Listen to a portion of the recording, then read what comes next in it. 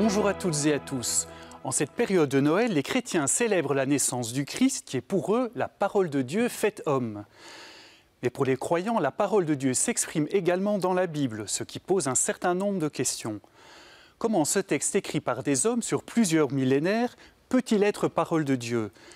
Les écrits bibliques doivent-ils être compris à la lettre ou faut-il au contraire les interpréter? Et si oui, selon quels critères? Pour décoder le message de la Bible, nous accueillons un théologien qui va nous aider à y voir plus clair.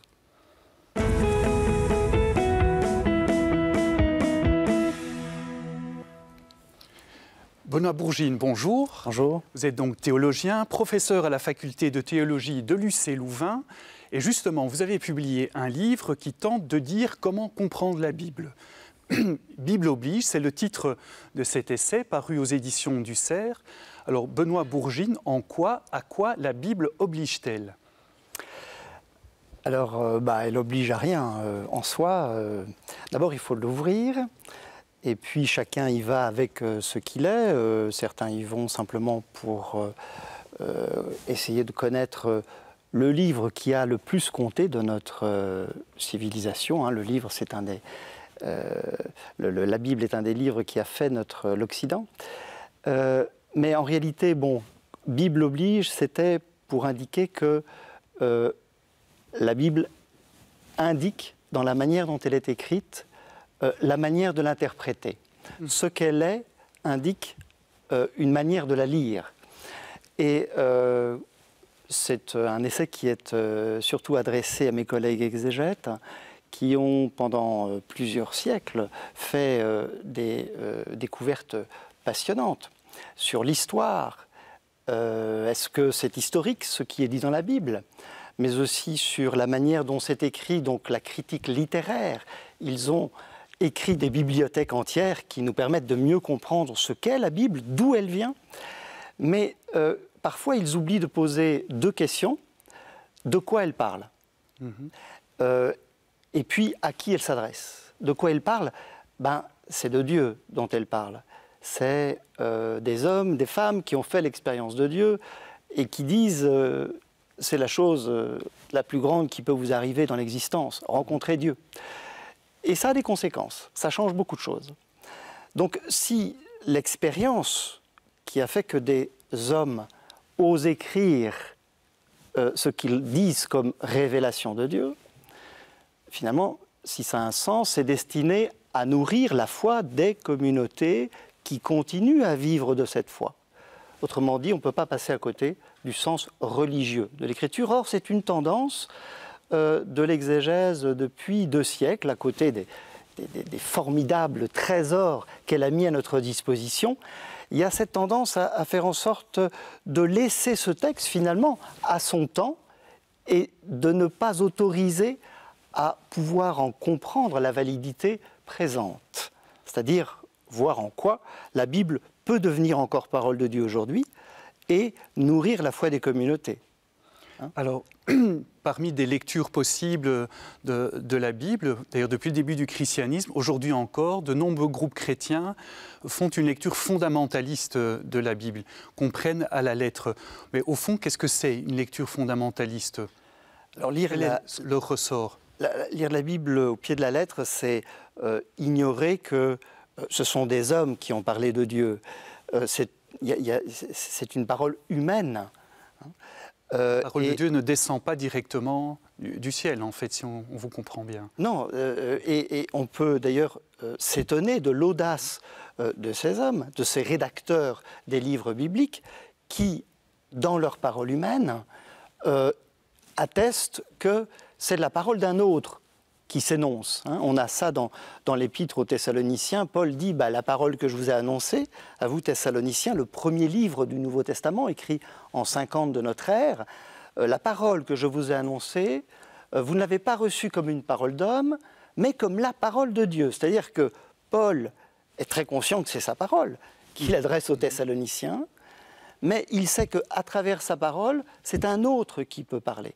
Donc, il faut, le problème de la lecture fondamentaliste, c'est qu'on oublie cette dimension humaine de la parole. Et c'est notamment l'intérêt de cette critique historique et littéraire de nous rappeler combien cette parole est humaine.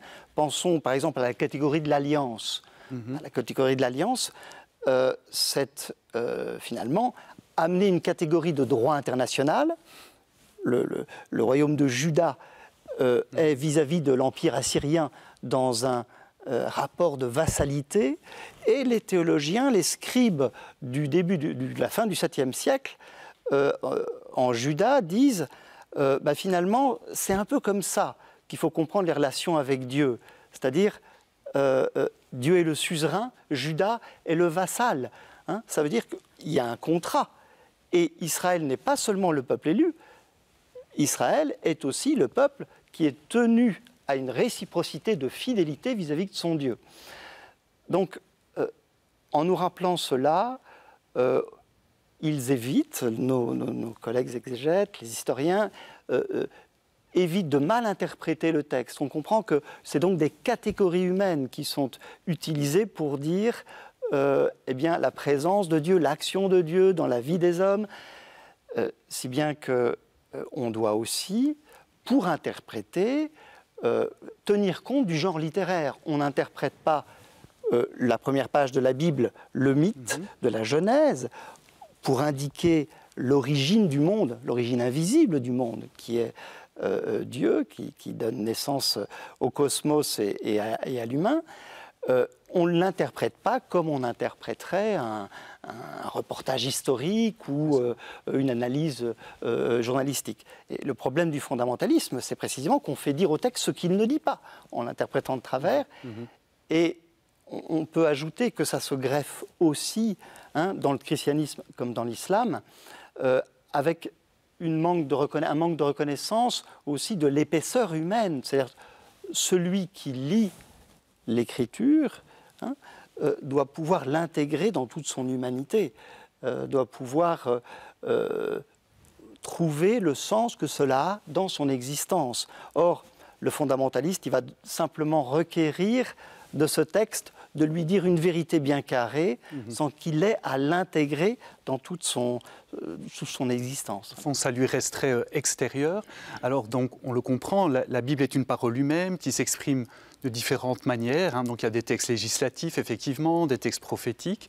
Mais justement, comment la parole de Dieu s'exprime à travers cette parole humaine? Comment ça se passe, j'ai envie de dire? Alors, donc la Bible n'est pas un catéchisme. C'est pour ça aussi qu'elle est tellement foisonnante. Elle ne range pas dans des petites cases. En fait, quand des hommes déclarent que Dieu leur a parlé, qu'il a agi dans leur existence, c'est tout sans quitter le milieu de la vie. C'est ce qui arrive au peuple. C'est ce qui arrive à des hommes et des femmes où ils reconnaissent l'action de Dieu. C'est là qu'ils découvrent le visage de Dieu, parce que le fil conducteur, finalement, c'est la manière dont Dieu révèle qui il est pour l'homme, et ce qu'il veut de lui.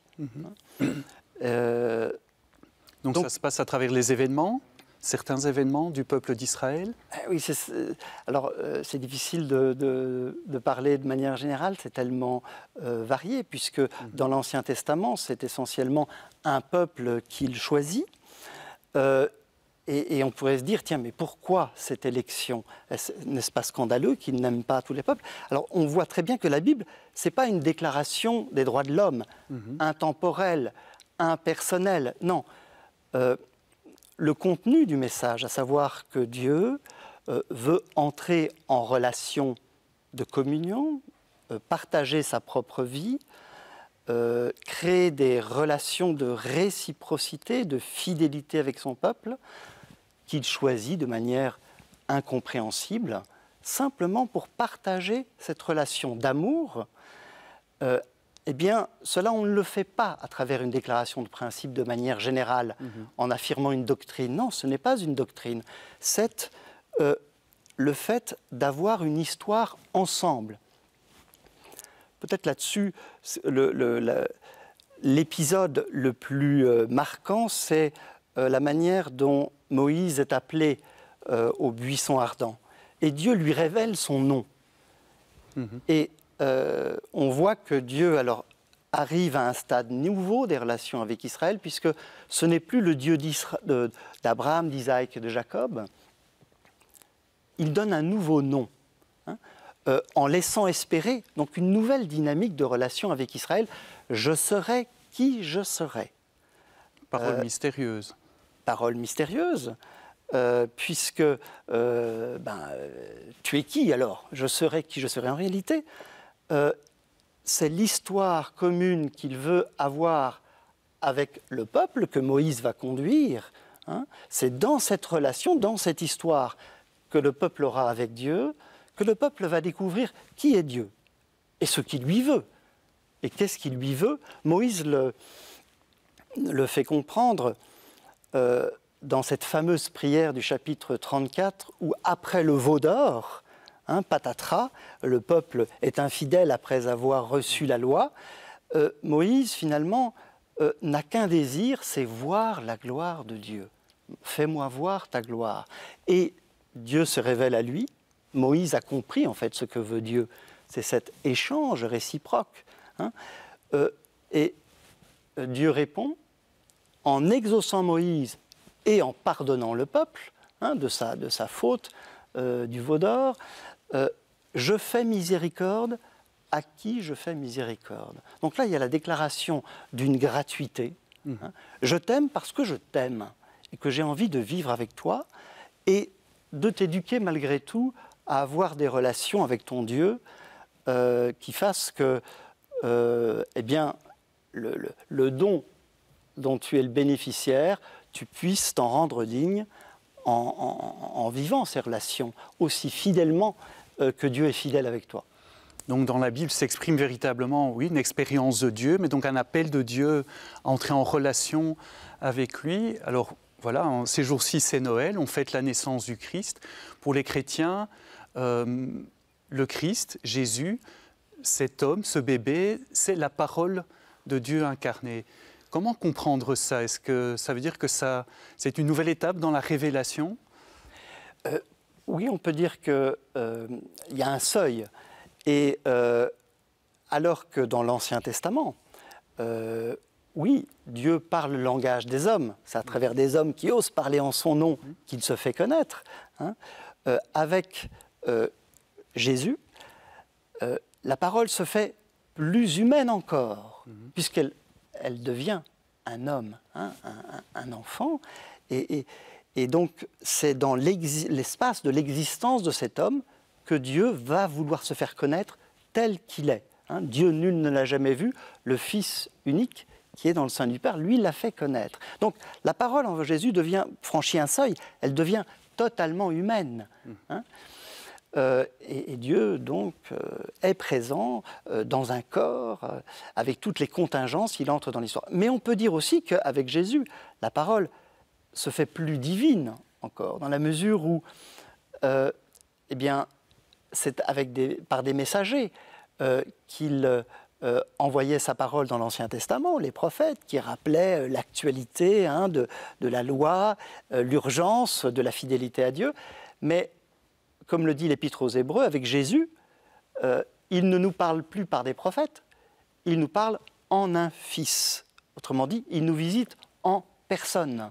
Hein, donc on voit le seuil que franchit cette étape de la révélation, indéductible, inouï, vertigineux. Le fait qu'il vienne nous dire en personne qui il est pour nous, ce qu'il veut de nous.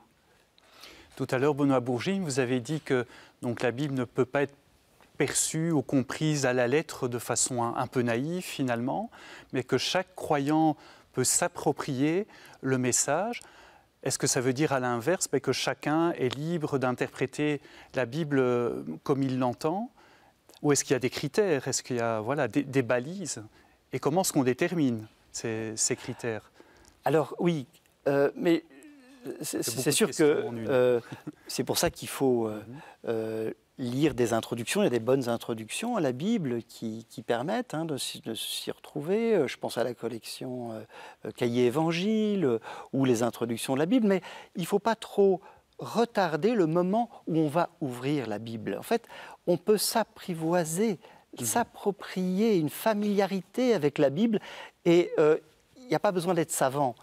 Elle peut nous parler. Pourquoi? Parce que c'est une parole qui vient de la vie des croyants. Si vous ouvrez la Bible au psaume, vous verrez qu'on parle de maladie, de tristesse, d'angoisse, de joie, de cris de joie. Donc, il y a tout dans la Bible et on peut y trouver ce dont on a besoin. Alors, bien sûr, la Bible est lue dans l'Église. C'est-à-dire que, d'une certaine manière, on peut dire que la bonne manière d'y entrer, c'est de se situer dans cette lecture qui a eu lieu, finalement, qui s'identifie à l'histoire de l'Église. Hein.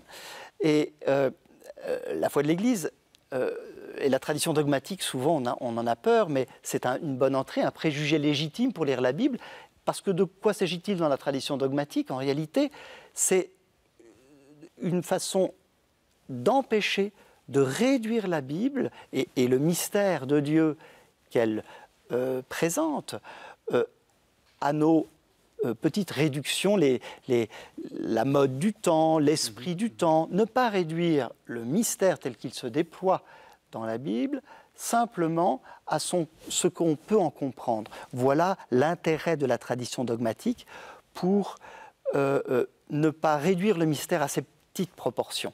Hein, voilà. Ce serait une bonne manière d'entrer dans la Bible, mais lire la Bible.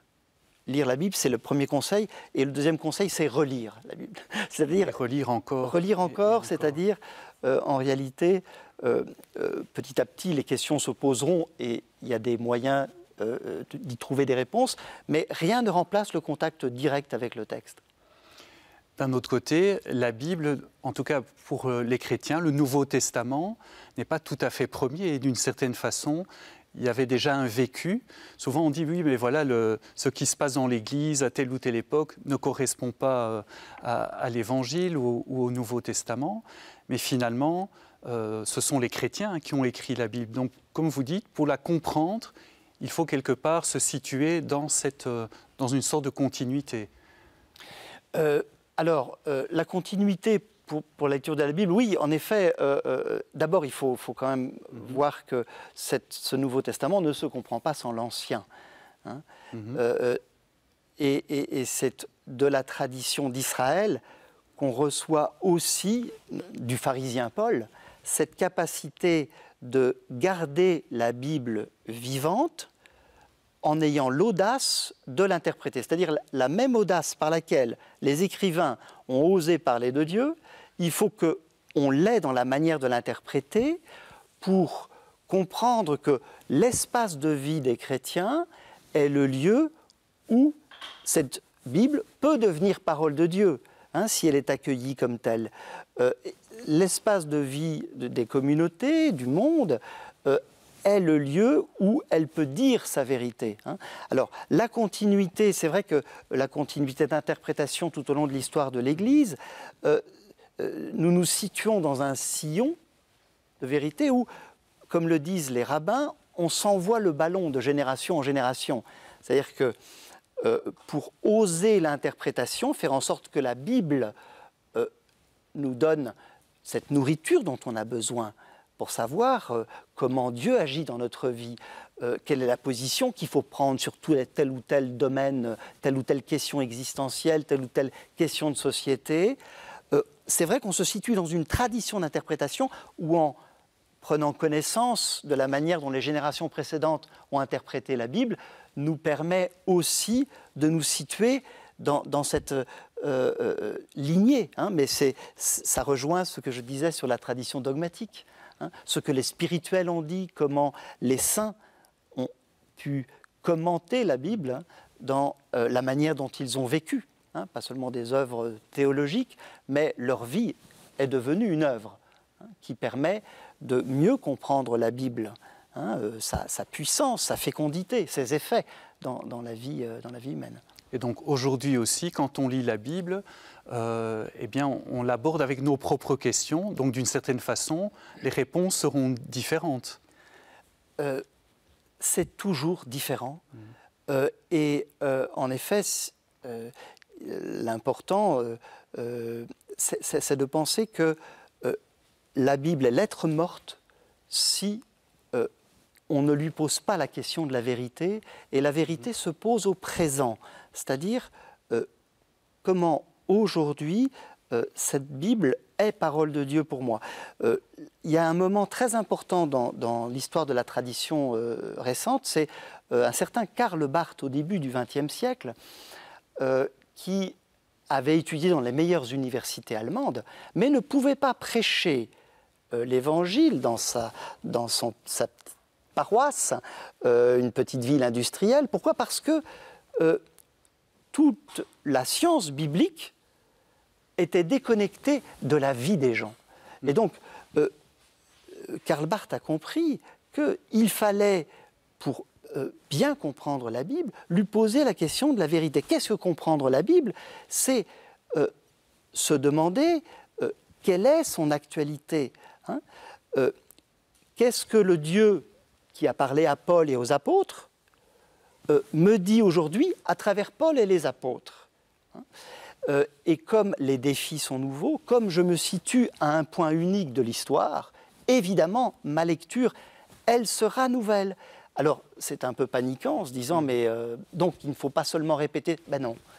C'est une œuvre nouvelle qu'il faut faire, et je prenais l'exemple que donnaient les rabbins, c'est-à-dire s'envoyer un ballon de génération en génération. Oui, il faut avoir l'audace de recevoir le ballon qui nous vient des générations précédentes, ce mouvement de signification qui se passe de génération, et aussi le relancer pour qu'il ait sens. Donc, oser interpréter, faire en sorte que cette lettre morte, si on la laisse au passé, redevienne parole vivante aujourd'hui. Donc finalement, la Bible demande elle-même à être interprétée. Eh bien, en réalité, oui, l'exégèse contemporaine montre qu'il y a un mouvement de théologisation. C'est-à-dire que ce qui intéresse les écrivains bibliques, c'est ce que Dieu dit de lui-même, hein, la manière dont il se présente.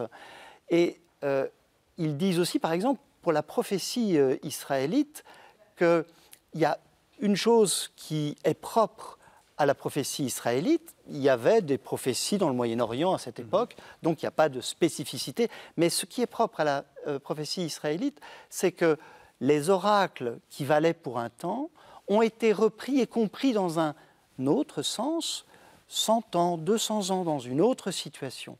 Et ça, c'est propre à la Bible, c'est-à-dire cette manière de relire ce qui a été écrit, hein, avec beaucoup de liberté.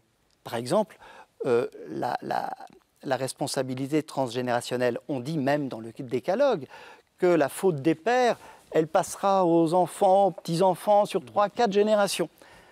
Et puis à un moment, on a vu que ce n'était pas possible, que chacun devait être jugé pour ce qu'il a fait. Et dès le Deutéronome, hein, au chapitre 7, versets 9-10, là, il y a une évolution parce que les prophètes sont passés par là, parce que la conscience de la justice s'est affinée, et on a dit, ben non, ce n'est pas possible. Chacun sera jugé pour ce qu'il fait. Hein, et les petits-enfants ne prendront pas pour les parents, parce que les parents ont fait le mal. Donc il y a une évolution dans la manière dont Dieu est présenté, dans le sens de la justice. Il y a un progrès dans la Bible, voilà, en fait. C'est ça, exactement. Et donc c'est assez étonnant et fascinant de voir cette évolution. À la fois ces gens qui disent « je prétends que la parole dont je témoigne, c'est la parole d'un autre », par exemple, la loi donnée à Israël, c'est dans le cadre d'une théophanie, c'est la loi de Dieu, hein, à la différence du code d'Hammurabi, qui est seulement la loi du roi. Hein. Non, le propre de la loi dans l'Exode, c'est que au chapitre 19, là, cette théophanie où la loi est donnée. Manifestation de Dieu, donc. On pourrait se dire, mais alors elle va être intangible. Eh bien non. Avec liberté, on change même un élément du décalogue. Hein, cette responsabilité transgénérationnelle, parce que le sens de la justice a évolué. C'est-à-dire que ces écrivains savent que, d'une certaine manière, oui, Dieu les accompagne dans leur progression. Hein, Dieu est Père, il y a une pédagogie. hein. Et donc, ils ne se sentent pas tenus par une lettre qui est devenue insensée. Alors une dernière question, Benoît Bourgine. Donc on l'a vu, on l'a dit, il y a beaucoup de livres différents dans la Bible. Je crois qu'elle en contient 73 si j'ai bien compté. Mais est-ce qu'on peut dire quand même qu'il y a un fil rouge, il y a un message principal à travers la Bible? Et quel est-il? Question difficile. Il me semble que si je devais résumer, c'est Dieu ne veut pas vivre sans nous. Il y a cette décision libre, incompréhensible, saisissante. Il ne veut pas vivre ce qu'il vit sans nous, hein. Mais c'est une décision ô combien coûteuse pour lui, parce que nous, quand on fait des enfants, on en a pour 30 ans au moins, mais d'une certaine manière, quand Dieu prend cette décision de choisir Israël et de nous choisir en Jésus-Christ, c'est de dire j'en prends pour l'éternité avec vous. Donc, si c'est aussi coûteux pour moi, peut-être pour vous, ça demande quelques exigences.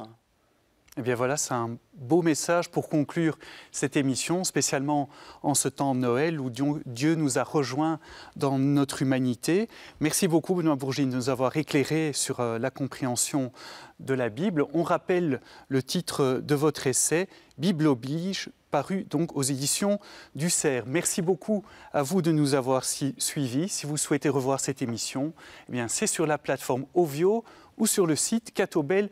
Je vous souhaite encore un très joyeux temps de Noël dans les lumières de Dieu donc, qui s'est fait l'un de nous. Au plaisir de vous retrouver pour une prochaine émission. À très bientôt.